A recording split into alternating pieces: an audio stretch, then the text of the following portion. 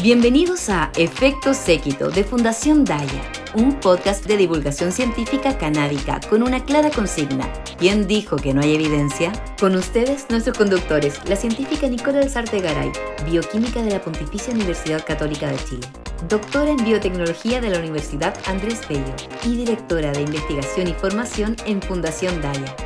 Junto a ella, el doctor Clemente Molina, médico cirujano de la Universidad Finisterra y parte del equipo clínico de Fundación Daya. Bienvenidos y bienvenidas a Efecto Séquito. ¿Quién dijo que no hay evidencia?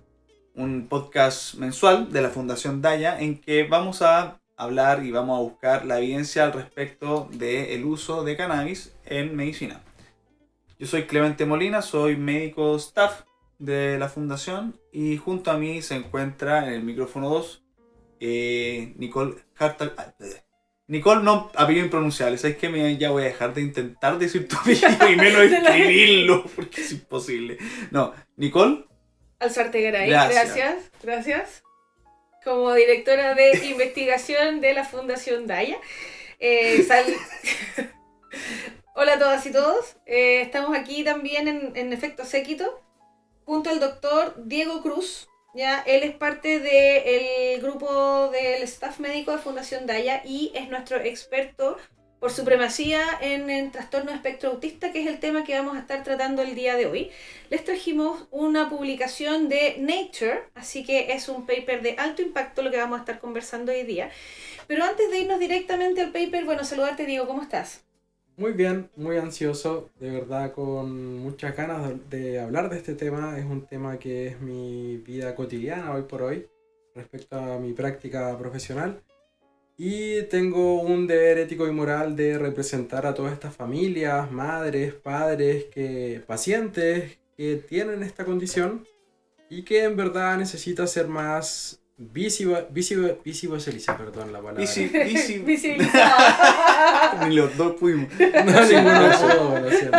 Pero se entiende, el lenguaje es para entenderse. Bien. Claro, más que nada dar una exposición a esto que es una condición relativamente conocida, pero que finalmente hay mucha mitología, hay mucho desconocimiento y que cada vez es más cercano. Yo creo que hoy por hoy cada vez está más conciencia de que tenemos un sobrino, un primo, un hijo, alguien conocido, alguien conocida que tiene esta condición. Entonces creo que es muy contingente hablar de esto y dispuesto a, por favor, todas las preguntas. Buenísimo. Entonces, como dijimos, el capítulo de hoy es trastorno del espectro autista. Y por ende, la pregunta de rigor que tenemos que hacer es: ¿qué es el trastorno del espectro autista? Perfecto. Antes de ir a temas como más históricos, que yo creo que da para un capítulo entero, el DSM, que es como de los manuales que da la clasificación de estas condiciones, en el 94, en el DSM-4, incluía el trastorno autista en la categoría de los trastornos generalizados del desarrollo, junto a otras 4 subcategorías: el trastorno de Rett, el trastorno desintegrativo infantil, el trastorno de Asperger, algo mega super conocido hasta el día de hoy, y el trastorno generalizado del desarrollo no especificado, ya, TGD, algo bastante conocido. Sin embargo, lo más contemporáneo es el DSM-5, y esta vez por primera vez se habla del trastorno del espectro autista, algo bastante más amplio y que derechamente sustituye los anteriores subtipos de autistas ante el síndrome de Asperger. Por favor. Oye Diego, y un poco para hacernos la idea, cuando siento que tenemos, todos recordamos esta película Rain Man, donde sale un personaje que tiene trastorno de espectro autista. Cuéntanos, digo, a la hora de la verdad, en la práctica, a la hora de la clínica, ¿es tan así o no es tan así? ¿O es una imagen falsa de lo que es el trastorno de espectro autista o es una imagen incompleta? Yo siento que es una parte de. Es que honestamente ahí el concepto de espectro, y por eso tentativamente me gusta el nombre de Bienvenidos al Espectro, Pues que es muy Espectro amplio. séquito. Claro. ¿Quién dijo que no hay evidencia? Claro, yo correcto. también hablo por el espectro autista, que en verdad es muy amplio, es muy diverso. O sea, está desde el TEA más funcional al TEA más caricaturizado respecto a estereotipias, movimientos, no verbal. Entonces es un mundo muy, muy amplio en el cual vemos gente que es pacientes, personas, sujetos muy funcionales, versus algunos que derechamente no lo son y que requieren unos cuidados muy importantes. Pero a ver, si yo soy mamá y tengo porque esto se diagnostica en la infancia temprana, ¿cierto? Sí, exactamente. Si bien hay que entender que los criterios siempre son amplios, mayormente la edad de presentación varía entre el año y los 5 años mayormente. Siempre hay pacientes que escapan a esto por campana de Gauss, pero la historia clínica más habitual es un paciente que nace sano, sin mayores antecedentes mórbidos. Si bien hay asociaciones en base a epilepsia, alergias alimentarias y algunas otras condiciones, atopía por ejemplo, son pacientes sanos o estándar, si se puede hablar de ese concepto, que habitualmente entre el año, los 3-4 años, muy habitualmente al año y medio, 18 meses, sufren un evento, o más que un evento, comienzan a desconectarse del medio. Hay un marcado retroceso en el lenguaje logrado. Son pacientes que habitualmente lograban decir mamá, papá, pa, da, todo lo más habitual, muchas veces con algunos rasgos hipotónicos, más bien todo lo opuesto a lo rígido, a lo espástico, un cuerpo más bien un poco más como fluffy, como algodonado, más relajado, Claro. y que tal vez la parte motora avanzó más lento, la marcha un poco más lento, el lenguaje tal vez un poco más lento, pero son niños que conectaban con la mirada, que tenían lactancia materna con un adecuado contacto visual madre-hijo, y que de un momento a otro eso se desconecta y hay un mutismo, dejan de hablar, retroceden en el lenguaje, comienzan con algún tipo de movimiento estereotipado, aleteo, aplausos, autoagresiones, caminar en puntas de pies, deambular, muchos tipos de estereotipias, selectividad alimentaria, no comen ciertos tipos de alimentos, O textura. ciertas texturas, no toleran el calzado, las etiquetas de la ropa, los ruidos, es muy muy amplio. Y esto habitualmente sucede entre el año y los 5 años. Claro, exactamente. O sea, lo que tú estás diciendo es que un niño que iba avanzando en su correcto desarrollo psicomotor, en un minuto comienza o bien a estancarse o a retroceder en el dicho desarrollo. Y empieza a desarrollar también conductas disruptivas, conductas, por ejemplo, desconexión con el medio, desconexión social, como malos comportamientos, o más que malos comportamientos, como incapacidad de interacción social, por ejemplo. Es que efectivamente, si vamos a lo más nuevo del DSM-5, este es un trastorno del neurodesarrollo. Va en la conexión con el medio, en la conexión con el lenguaje, en cómo me relaciono con otras personas, además de conductas e intereses restringidos y estereotipados. Les gustan los dinosaurios, rayan con los dinosaurios, le gustan los videojuegos, se meten muy profundamente en el mundo de los videojuegos, entonces también está muy marcado eso. Una concentración, una atención muy selectiva. Si bien son muy distraídos habitualmente, en los intereses que ellos tienen, conectan profundamente. Oye, y si yo estoy viendo estos síntomas o estas cosas, estas características en mi hijo o en mi hija, ¿qué tengo que hacer? ¿Dónde tengo que ir? ¿A quién le pregunto? Primera instancia al pediatra, ya comentarle estos signos. Sabes que noto una desconexión del medio, no hay contacto visual, su lenguaje se estancó, retrocedió, está selectiva, está selectivo. Hay que decir, esta es una condición que tiende a afectar más a niños que a niñas, si bien hay niñas que también padecen de esto. No hay cifras oficiales, pero se estima que en Chile va entre 160 niñas o niños de cada uno, 160, cada uno de estos niños puede tener esta condición. Es muy variable. Honestamente, cifras canadienses derechamente hablan de que en hombres es 1 de cada 42, algo que es bastante más drástico, versus que mujeres es 1 de cada 165 niñas. Por lo tanto, en Chile no hay cifras oficiales. Se estiman estas cifras, pero la conducta correcta sería contactar con su pediatra, eventualmente conectar con el neurólogo o con una neuróloga. Correcto. Y ya, supongamos que a mi hijo efectivamente le diagnostican que tiene trastorno del espectro autista. El tratamiento actual tiene un factor no farmacológico y un factor farmacológico, ¿cierto? O sea, ciertamente, el tratamiento no es farmacológico. El tratamiento es la educación, son las terapias, es la integración. Lo farmacológico adscribe a las circunstancias que no se pueden manejar desde esto. Distintos factores, o desde lo económico, dificultades, habitualmente lo económico.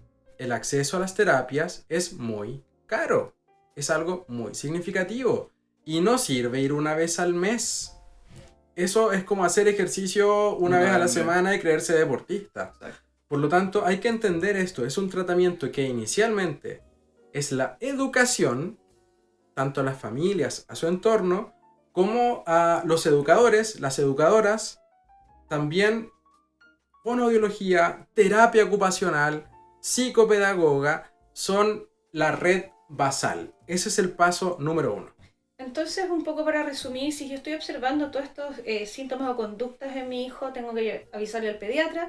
Posiblemente si ocurre un diagnóstico va a ser de parte de un neurólogo. Efectivamente. Y el tratamiento en realidad no pasa por un tratamiento farmacológico, sino que si es que hay tratamiento farmacológico es para paliar las conductas, los síntomas. O síntomas específicos. Y el tratamiento para la condición es a través de hacer muchas terapias de acompañamiento de distintas De educación. De educación. No.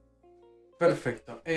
Ahí lo que hay que apuntar es que el tratamiento farmacológico es paliativo, ¿ya? Apela muchas veces a la agresividad, los trastornos del sueño, los trastornos alimentarios, las pataletas, los berrinches, autoagresiones, agresiones al resto, heteroagresiones.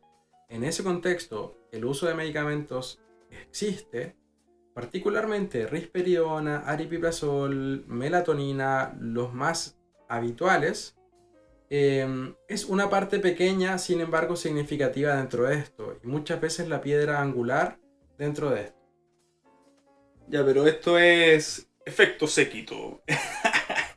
¿Quién dijo que no hay evidencia? Entonces, si es que estamos hablando de cannabis, ¿cómo entra cannabis en todo este juego? ¿Cómo hablamos pasamos de trastorno espectro autista y cannabis? ¿Qué relación tiene?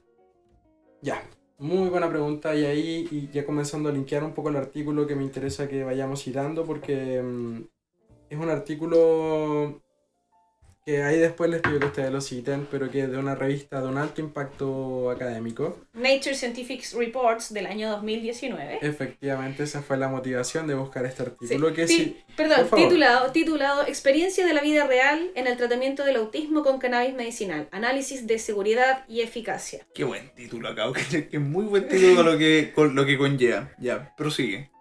Efectivamente, este es un artículo que me encanta y que representa muy bien lo que vemos en la práctica clínica.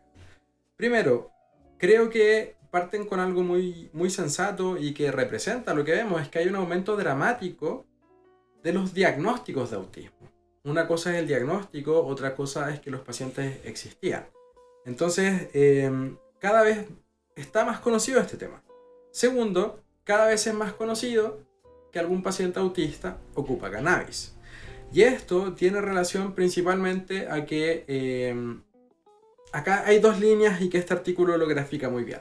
Primero, está que ciertos pacientes derechamente con el contexto de autistas siendo adultos se les indicó dronabinol, que es un análogo sintético de THC, para el manejo de los síntomas de ansiedad. Principalmente, primero fue un paciente con muy buenos resultados. Y eso es muy significativo, porque el primer paciente TEA no fue manejado con CBD, fue con un análogo de THC. Segundo, muchos pacientes con epilepsias, particularmente epilepsias refractarias, además tienen el diagnóstico de trastorno espectro autista en distintos grados. Y estos pacientes, junto con ver un buen manejo de la parte más convulsiva, se observó una buena evolución en el manejo de los síntomas o las condiciones en relación al trastorno espectro autista. Tales como la ansiedad, la inquietud, los problemas del sueño, todos esos otros, la agresividad, todos esos otros síntomas se vieron vistos beneficiados por el uso de CBD en pacientes con epilepsia, y por lo tanto los papás al ver esto empiezan a utilizar productos con cannabis para sus hijos con trastorno de espectro autista. Entonces una especie de conocimiento que se fue pasando en círculos de padres, por decirlo de alguna manera. Pues claro, o sea, la experiencia empezó a llevar a que más gente empezara a usarlo y entonces estos científicos del artículo que vamos a mencionar hoy día empezaron a darse cuenta y quisieron hacer un estudio prospectivo respecto a qué es lo que pasaba y por qué lo que ocurría cuando los niños con trastorno de espectro autista usaban un aceite alto en CBD. Ya, aquí ¿Cierto? tenemos que definir qué es lo que es un estudio prospectivo. Ya, Un muy bien. estudio prospectivo es un estudio longitudinal en el tiempo que se diseña y comienza a realizarse en el presente, pero que los datos se analizan transcurrido un determinado tiempo en el futuro. Y lo que ocurrió en este caso es que Esas palabras simples, Nicole, porque ni yo entendí. Básicamente se diseña el estudio, qué cosas se van a analizar, que en este caso, en este paper, lo que se va a analizar es un inventario de síntomas, la evaluación global del paciente y los efectos secundarios, y luego estos pacientes van y se tratan con cannabis, en este caso de unas variedades que son 1-20 THC CBD, una variedad que es un aceite sublingual que es primordialmente CBD, pero que tiene porciones de THC, y se le empieza, esto acompañado de su médico tratante por supuesto, se le empieza a dar este aceite sublingual a los pacientes y se va midiendo en el tiempo cómo evolucionan. Exactamente. Este estudio se le hizo un primer cuestionario un mes posterior al iniciado el tratamiento, ¿cierto? Obviamente el cuestionario se hizo antes de empezar el tratamiento, un mes después, y luego 6 meses después, y los resultados que tuvieron fueron bastante alentadores. Totalmente. Yo creo que esto es lo más interesante de este estudio, que es un aceite finalmente como 1-20, que tiene algo de THC, pero mayormente CBD, en el cual se ve primero los cambios en relación al mes, luego los 6 meses. Y lo que más se describe primero es esta agitación que muchas veces se ve en estos pacientes. Mejoró, o sea, desapareció en pocos pacientes, pero mejoró en cerca del 90% de los pacientes. Los ataques de ira, de agresividad, lo mismo, en pocos pacientes desapareció totalmente, pero mejoró en cerca de un 90% de los pacientes. La agitación, intranquilidad, cerca del 80%.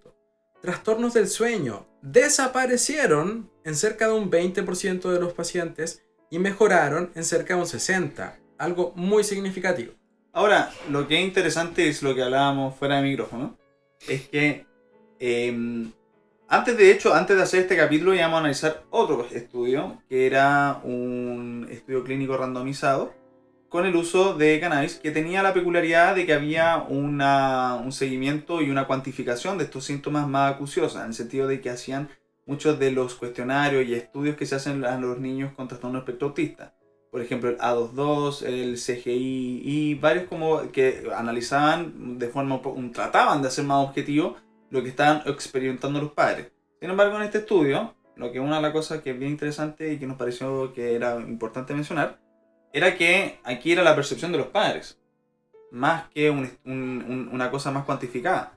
Y ahí entonces juega importancia de que este sea publicado en el Nature y en el otro no, de que al final lo que estaban buscando los investigadores era darse cuenta de cómo es el diario vivir de los padres que están lidiando con estos niños con trastorno de espectro autista, y cómo es que la percepción de ellos denota la mejoría que tienen con la cannabis. Totalmente, es que es muy distinto evaluar a un paciente en su entorno habitual versus a un entorno experimental, como es ir a una sala. O sea, claro, a estos pacientes hay que habituarlos en sus casas, en sus colegios, en su entorno, en su día a día. No en una consulta a un médico, que es algo extraño para ellos. O sea, este tipo de eventos generan una ansiedad significativa en ellos. Entonces, uno entiende la ansiedad de los papás que quieren, no, quiero que lo evalúe el médico como en la consulta. Y uno lo entiende, y va a haber un paciente profundamente agitado, con mucha deambulación, claro, mucha intranquilidad. Que está en un ambiente que no lo conoce. Sin contacto visual, con pataletas, que habitualmente va a pedir la pantalla de los papás, el celular, ese tipo de conductas que no buscamos. Pero creo que es muy significativo entender que es muy diversa el tipo de pacientes que se va a presentar. Este trabajo, por ejemplo, nos empieza a hablar de agitación. Hay pacientes TEA que no son agitados, pero están desconectados del medio. Dentro de las instancias que preocupan profundamente a los pacientes, evidentemente, y su entorno, sus padres, madres, principalmente cuidadoras, son primero escasa tolerancia a la frustración. Son pacientes que o se agreden a sí mismas o a sí mismos y agreden a su entorno. Heteroagresividad, pataletas, berrinches. Es algo muy difícil de manejar. Pacientes con estas instancias diarias. Entonces, lo que es interesante es que todos estos pacientes presentaron una mejoría. No es que desaparecieron, pero sí tuvo una mejoría a 6 meses con un aceite alto en CBD. Entonces ahí también es interesante que hablemos de eso. A Nicole, Dentro de, Claro. Mira, dentro de los parámetros evaluados, cierto que se evaluó calidad de vida, ¿ya? Hicieron estos cuestionarios que los padres contestan. Entonces estamos siempre viendo la visión de los padres, que ese es uno de los sesgos de este artículo. Pero es súper interesante porque se evalúan igual estos aspectos que son subjetivos y que tienen directa relación con el diario vivir. Entonces se evalúa la buena calidad de vida y tenemos que un 30%, un 31% de los pacientes tiene una buena calidad de vida pre-tratamiento y después a los 6 meses de tratamiento este número sube un 66%. Vale decir, tenemos una duplicación, por así decirlo, de la mejoría en la calidad de vida. El buen ánimo reportado también sube de un 42% a un 63%. Incluso para que vean, la capacidad de vestirse y ducharse solo de estos pacientes aumenta de un 26 a un 42%. El buen dormir pasa de un 3% a un 24%, que es tremendamente significativo. Y ojo, la buena concentración sube de 0 a 14%. Entonces, además del tema de la calidad de vida, ¿cierto? Se evaluó el uso de otros medicamentos, ¿ya? ¿Y qué fue lo que se observó ahí? Esto es muy interesante y primero recalcar algo clave. Esto no es un milagro. Acá no es la panacea, esto no es la cura del autismo, del TEA, por favor. Aterricemos. En un porcentaje cercano al 10% hay muy buenos resultados. En otro porcentaje más grande hay mejorías, pero no es la cura. Primero eso. Luego, derechamente, al ir hablando de medicamentos, hay que decir que el cambio en estos no es tan significativo como nos gustaría, pero sin embargo ayuda a tolerarlos mejor. Por ejemplo, derechamente, los antipsicóticos, se habla que un 20% dejó de usar esa medicación, ¿ya? 1 de cada 5 niños aproximadamente. Un 5% tuvo una baja en la dosificación, muy bajo. Y la mayoría, 3 de cada 4 niños, un 75%, no tuvo cambios en eso. Eso es algo que tal vez puede sonar doloroso, pero sin embargo hay que trascender eso, es que está funcionando el tratamiento.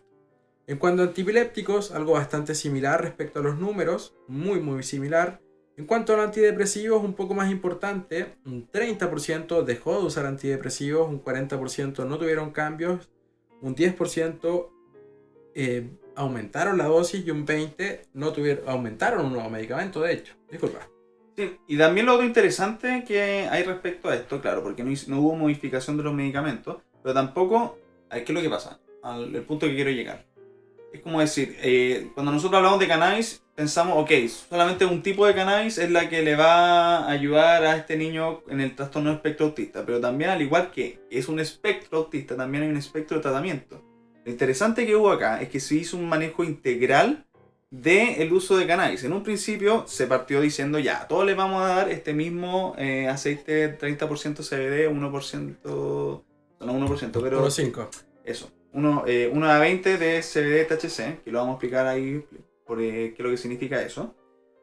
Sino también, por ejemplo, dijeron, perfecto, hay niños que tienen problemas para dormir, entonces también le hicieron un tratamiento dándole más THC en las noches. Es decir, el acompañamiento que hubo en la terapia con cannabis fue lo que realmente demostró estas mejorías, al adecuar el tratamiento a las necesidades del niño, porque como el niño es un espectro y tiene diferentes tipos de síntomas, hay que adecuar la terapia a ellos. No es como que dando solamente esto se va a mejorar.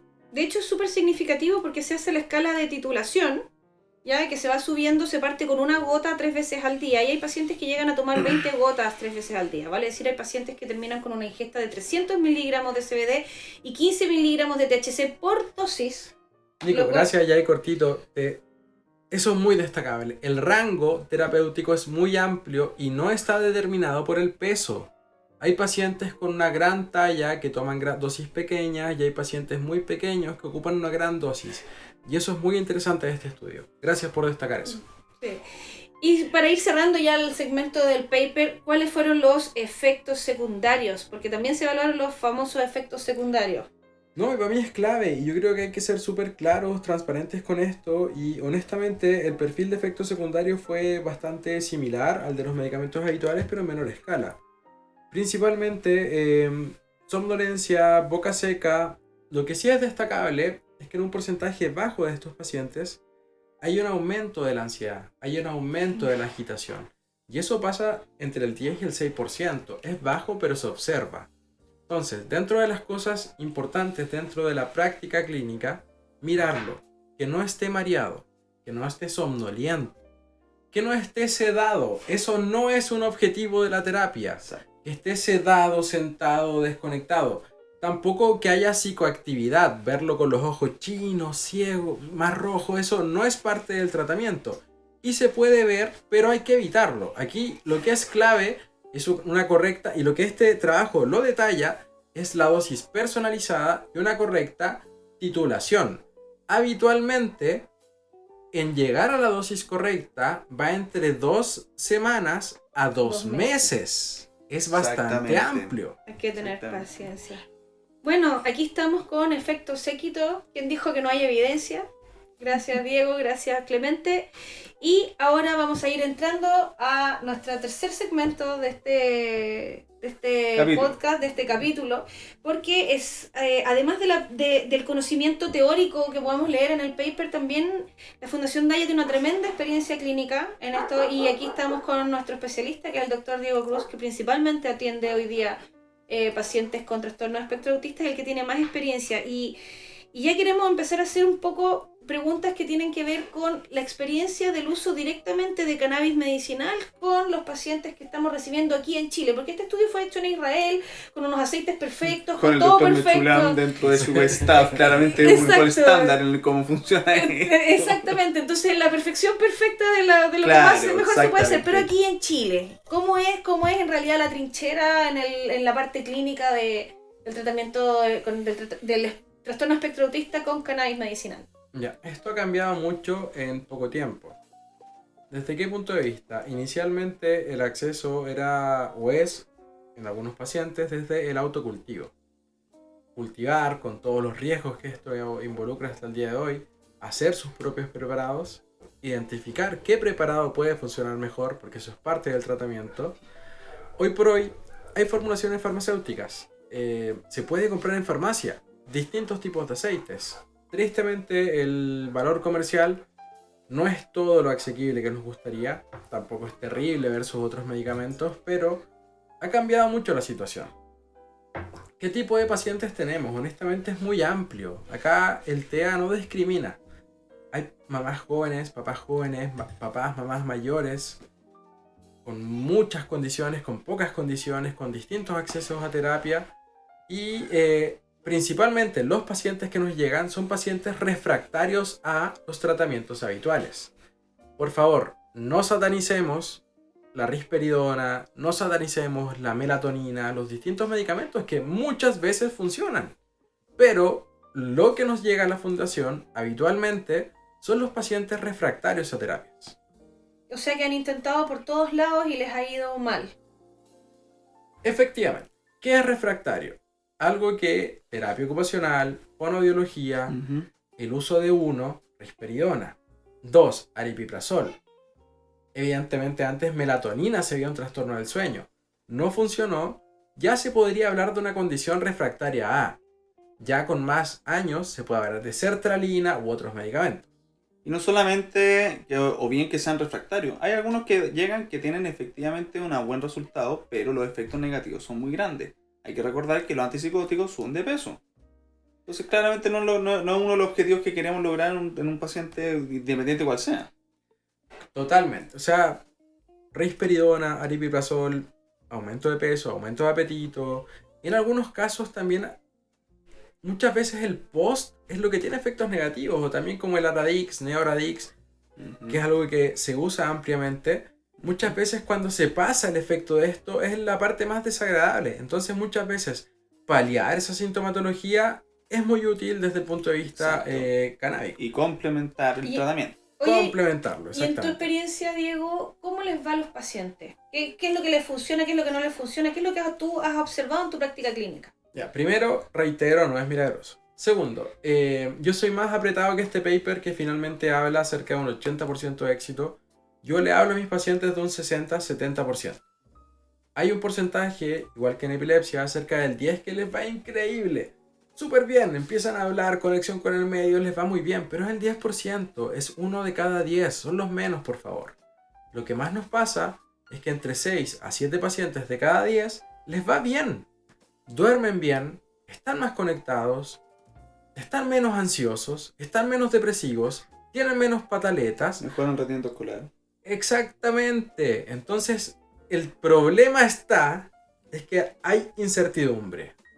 No sabemos en qué va a mejorar más que en otra cosa. Hay papás que llegan con un propósito, quiero que hable más. Y finalmente resulta que conecta más con el medio o tiene otro tipo de beneficios. Entonces también hay que ser súper amplios respecto a las perspectivas de esto.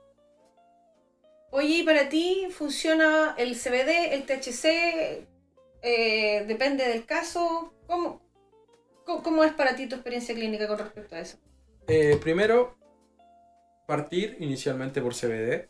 Más que nada por... No es que sea malo el THC, por favor. Yo honestamente lo indico porque es más barato, primero.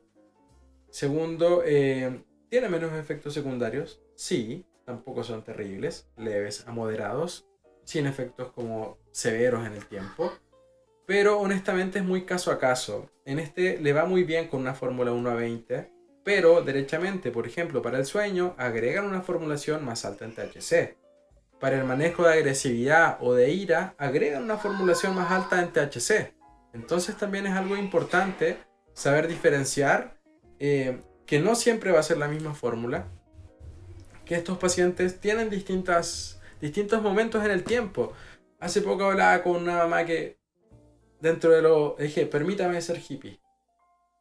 ¿Cambia su hija con las lunas? Me dijo, gracias por preguntarme eso. Sí, cambia con las lunas. Mi hija es lunática.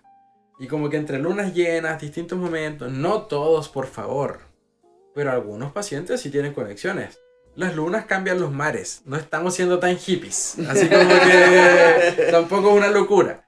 Pero honestamente vemos eso y ahí también dinamizar el tratamiento. Eso es clave. Un correcto acompañamiento terapéutico, disculpa.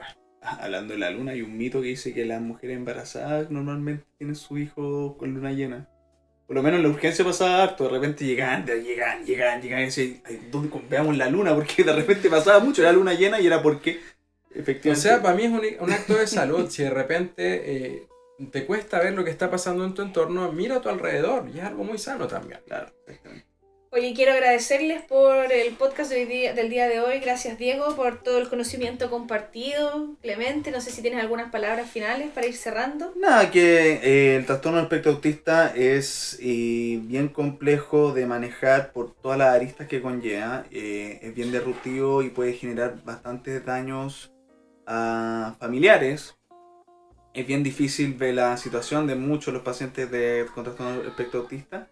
Pero el manejo lamentablemente no es tan sencillo como te doy una pastilla y se acabó, sino que es todo un manejo bastante complejo y que entender que esto solamente es coadyuvante, que puede mejorar y ayudar y es un complemento más a la terapia que ya se viene estudiando. Como dijiste bien y que me parece súper correcto, no demonizar los medicamentos como la risperidona, como el aripiprazol, etc.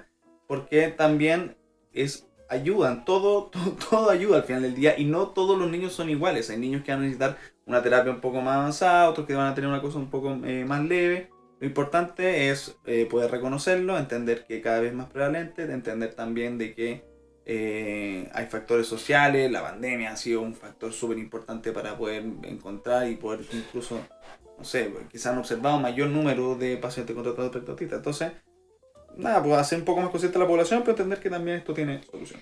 Y a mí me gustaría agregar también que es importante tener empatía con la familia o los cuidadores de estos chiquititos con trastorno de espectro autista, porque a veces podemos ver un niño con una pateleta en un supermercado y no sabemos si es TEA, y no sabemos cuánto está sufriendo esa mamá en ese momento y lo difícil que le toca, y nosotros fácilmente juzgamos con que es un niño malcriado. Exactamente. O sea, yo siempre digo a las mamás habitualmente, que son las que más cuidan, las que más apoyan, que ser papá es difícil. Pero ser mamá, papá de un niño TEA es jugar en very hard, así como muy difícil. Así que a veces antes de juzgar pregunte, porque a lo mejor ahí hay una situación que ustedes no conoce, no entiende, no dimensiona y nada, pues mucha fuerza también a todas las familias de estos niños con trastorno de espectro autista y estamos cerrando el capítulo de hoy. Eso Muchas fue gracias. Entonces, muchas gracias Nicole, muchas gracias Diego, esto fue, será... y fue Efecto Séquito. ¿Quién dijo que no hay evidencia? Esto fue Efecto Séquito de Fundación Daya, un podcast de divulgación científica canábica con una clara consigna. ¿Quién dijo que no hay evidencia? Síguenos en nuestras redes, suscríbete al podcast y si buscas una cita médica canábica, conoce nuestro modelo de atención en fundaciondaya.org.